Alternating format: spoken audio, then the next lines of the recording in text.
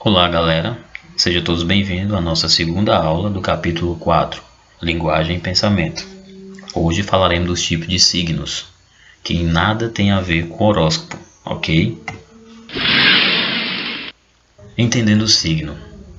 O signo linguístico é um elemento representativo que apresenta dois aspectos, o significado e o significante. Ora, a palavra significado vem de signo, e o que significa então significado? Entendimento, explicação. Em outras palavras, signo é a representação de algo através de outra coisa. Como assim, Ícaro? É o fato de você explicar algo através de outras formas. Um exemplo daí são as placas. As placas elas podem expressar ou com palavras ou simplesmente com desenhos um determinado significado. Alguns eu necessito ler, outros nem tanto, porque simplesmente a imagem já me remete a um significado. Isso é um signo. Um outro exemplo bem comum que podemos usar são as tatuagens. As tatuagens, elas nem sempre significam uma forma de ornamentar, de deixar algo mais belo, o corpo belo, mas elas carregam também um significado profundo. Trouxe aqui para vocês um exemplo, as tatuagens Maori, uma tribo antiga da Oceania, precisamente da Nova Zelândia, onde homens e mulheres tatuam o corpo representando marcas da sua cultura, representando virtudes, características de um guerreiro, características de beleza. As tatuagens maoris, elas carregam esse significado, ok? As representações do signo. Um objeto, por exemplo, ele pode ser representado de várias maneiras, dependendo da relação que existe entre eles e o signo. Como assim, Ícaro?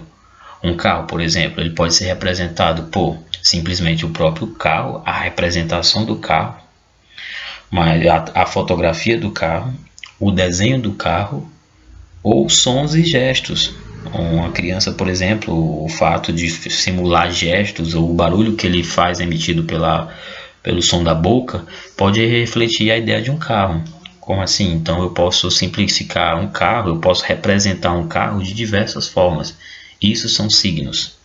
Signos são representações de uma mesma coisa, mas de diversas maneiras. Eu posso então representar através de fotografias, de desenhos, de sons, de gestos. Eu posso olhar também através de imagens, certo? Quais são os tipos de signos?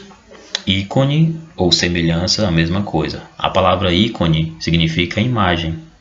Um exemplo aqui que eu trouxe para vocês, um coração. Muito usado, muito comum.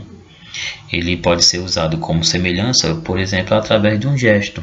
Ao você observar a posição da mão, a mão imita a imagem do coração. Por isso aí são dois signos numa palavra só.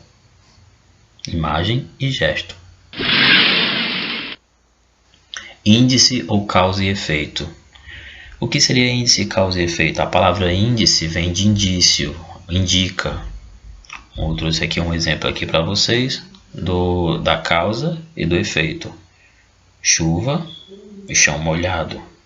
Nuvens carregadas ou piso alagado. Como, por exemplo, saber da ideia de como, por exemplo, eu sei que ali choveu, se eu não estava presente na hora. Dependendo das circunstâncias, claro, eu posso observar o aspecto do chão molhado, a temperatura, o clima, como está naquele dia, né? Popularmente o cheirinho da terra molhada, né? Pode simplificar a característica de que ali naquele lugar choveu. E a causa seria o que? As nuvens, essas nuvens pesadas. Eu posso também observar que as nuvens pesadas, nuvens escuras, né? É sinal de que logo mais descarregará uma tempestade, chuva. Aí estão as duas coisas unidas, causa e efeito.